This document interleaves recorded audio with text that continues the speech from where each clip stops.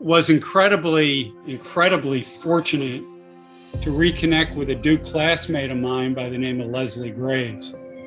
She said, I'd like to get you involved with the Duke Cancer Institute. It was not a hard sell at all. I came down to Duke and I had breakfast with Mike Kasten and Michelle Cohen. And it was in that 45-minute time frame, I just was so excited to be able to play a role.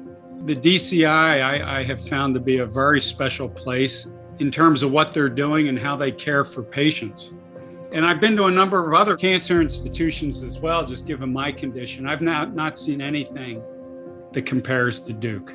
I was initially treated at Columbia University Medical Center. And on December 20, I went into the hospital for something called an endoscopic ultrasound. And the doctor came out who performed the procedure, and he said, we have found masses on your pancreas that are malignant, and we got to remove them. I was operated on New Year's Eve. Everybody was ecstatic. The margins were clean, the lymph nodes were clean, they got it all.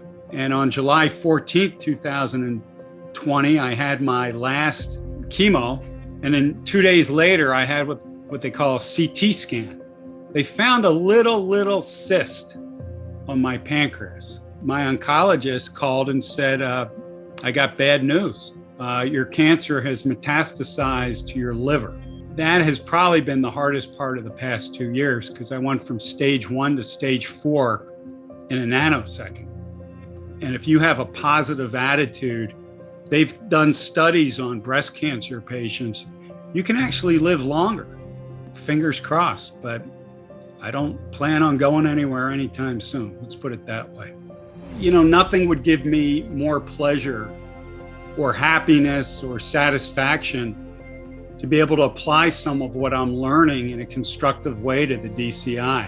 As long as I could remember, I always wanted to buy a Duke hat that said class of 1980 on it. My thought process was, if we could sell hats like that, I thought we could raise a lot of money. Since both Leslie and Jonathan Wigzer live in the area, they don't live in the city, we had dinner one night and I presented the idea to them that they could do much more with the concept of promoting the DCI with shirts, with towels, with scarves, with hats. So it was really them that took it to another level. I had a very dear friend of mine